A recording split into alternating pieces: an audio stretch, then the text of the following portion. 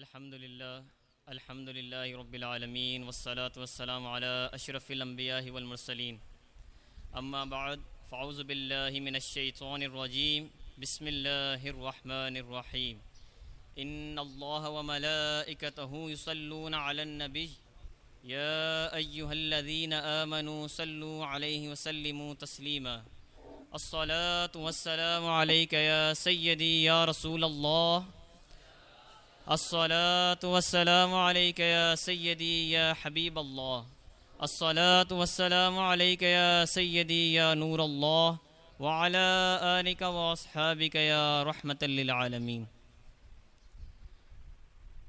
درود پاک کی فضیلت حضور پاک صلی اللہ تعالی علیہ وآلہ وبارک وسلم کا فرمان ہے کہ جس شخص نے مجھ پر ایک مرتبہ درود شریف پڑھا اللہ تبارک و تعالی اس پر 10 رحمتیں نازل فرمائے گا۔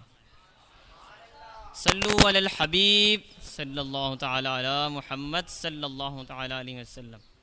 ہمارا پیارا مذہب دین اسلام ہمیں یہ تعلیم دیتا ہے کہ ہم مقدس ہستیوں متبرک مقامات کا احترام کریں، کا ادب کریں اور اپنے آپ کو بری سنگت بے ادبوں کی صحبت سے دور رکھیں۔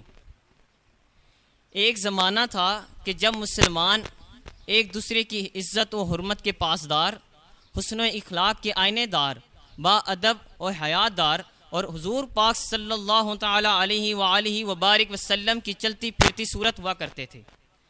مگر صد افسوس آج کے اس دور حاضر میں مسلمانوں کی اکثریت میں سے بہت سے لوگ ان اخلاقیات و آداب سے محروم ہو چکے ہیں۔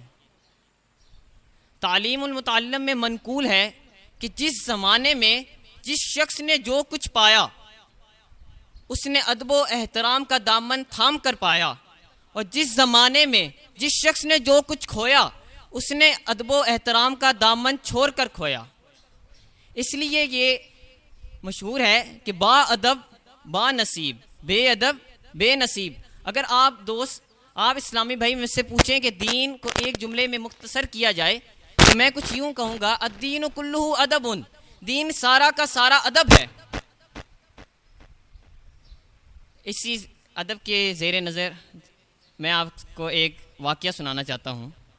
بشر حافی رحمۃ اللہ تعالیٰ علیہ، اللہ تبارک و تعالیٰ کے ایک بہت بڑے ولی تھے۔ پکی سچی توبہ سے پہلے وہ ایک شرابی تھے۔ شراب کی حالت میں دھت رات کے پہر ایک راہ سے گزر رہے تھے کہ وہاں ان کی نظر ایک کاغذ پر پڑی۔ اس کاغذ کے ٹکڑے پر بسم اللہ الرحمن الرحیم لکھا ہوا تھا۔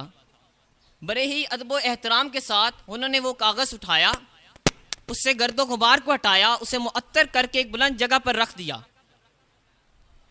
ان کی یہ ادا اللہ تبارک و تعالیٰ کے ہاں اتنی قبول و مقبول ہوئی کہ اللہ تبارک و تعالیٰ نے اس وقت کے ایک بزرگ کو خواب میں پیغام دیا کہ جا کر کہہ دو بشر حافی سے کہ جس طرح اس نے ہمارے کاغذ پہ لکھے ہوئے نام کو معطر کیا، اس کو پاک کیا، ہم بھی اس کو پاک کر دیں گے اور اس کو معطر کر دیں گے۔ وہ بزرگ بشر حافی کی تلاش میں اسی رات کو نکل پڑے۔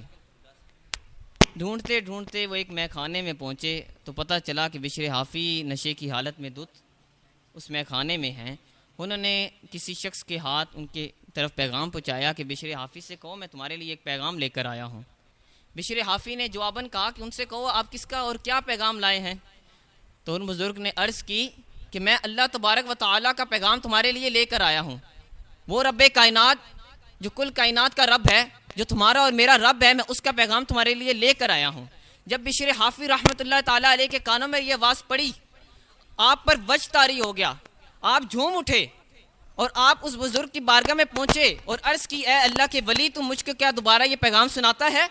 تو ان بزرگ نے دوبارہ عرض کی اے بشر حافی میں تیرے لیے اللہ کا پیغام لایا ہوں۔ بشر حافی زاروں قطار رونے لگ گئے، اللہ تبارک و تعالیٰ کی بارگاہ میں سچی توبہ کی، جیسے رب کائنات قرآن مجید میں فرماتا ہے بسم اللہ الرحمن الرحیم یا ایہا الذین آمنوا توبوا الی اللہ توبۃ نصوحا، اے ایمان والو اللہ تبارک و تعالیٰ کی بارگاہ میں سچی توبہ کر لو۔ سچی توبہ کا بہت مقام ہے، سچی توبہ دل سے کی جاتی ہے جب بندے کی پختہ نیت ہو کہ میں کبھی بھی اب گناہ نہیں کروں گا۔ تو میرے اسلامی بھائیوں یہ مقام ان کو کس طرح ملا؟ ان کو یہ شرف بھی حاصل ہوا کہ جس راہ سے وہ گزرتے تھے ننگے پیر، وہاں پہ پیچھے سے کوئی جانور پیشاب نہیں کرتا تھا۔ اللہ تبارک و تعالیٰ نے ان کو یہ مقام کیوں دیا؟ یہ سوالیہ نشان ہے۔ اس کا سب سے بڑا جواب یہی ہے کہ وہ ادب کیا، انہوں نے اس نام کا نشے کی حالت میں ادب کیا۔ میں اس ٹائم نشے کی حالت میں نہیں ہوں، اگر کوئی کاغذ کا ٹکڑا گرا جس پہ رب کا نام لکھا ہے میں اس کو اٹھاؤں گا۔ نشے کی حالت میں بندے کو اپنی ماں بہن کا خیال نہیں ہے، اور اس میں آ کر وہ جب رب العزت کے نام کا حیا کرے گا تو کیوں نہ رب العزت اس کا حیا کرے، کیوں نہ رب العزت اس کو معطر کرے، کیوں نہ اس کا حیا کرے، کیوں نہ اس کو بخش دے۔ تو رب کائنات بہت رحیم ہے، یہ ہم ہی ہیں، ہم ہی خطا کار لوگ ہیں جو رب العزت کی محبت کو نہیں سمجھ سکتے، نہیں سمجھ پا رہے۔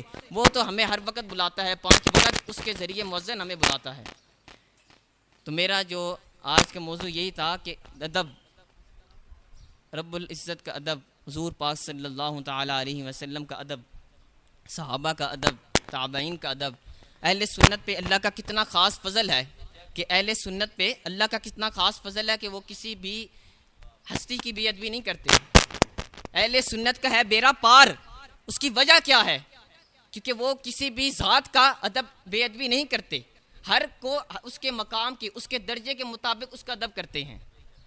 حضور پاک صلی اللہ تعالیٰ علیہ وسلم سے جس نے اگر کوئی بغض رکھتا ہے اور روز قیامت وہ کہے کہ میں تو اللہ تبارک و تعالیٰ سے محبت کرتا تھا، تو اللہ تبارک و تعالیٰ تو کئی مرتبہ فرماتا ہے کہ تم حضور پاک صلی اللہ علیہ وسلم کی تباہ کرو گے تو سمجھو تم میری تباہ کر رہے ہو۔ ادب ہی پہلا کرینہ ہے محبت کے کرینوں میں۔ اور اس شعر سے میں اپنا جو ہے کہ کہتے ہیں بیان ختم کروں گا، اور یہ دعا بھی ہے۔ محفوظ صدا رکھنا شاہ بے ادبوں سے، محفوظ رکھنا شاہ صدا بے ادبوں سے، اور مجھ سے بھی سرزد کہیں بے ادبی نہ ہو۔ وآخر دعوانا ان الحمدللہ رب العالمین۔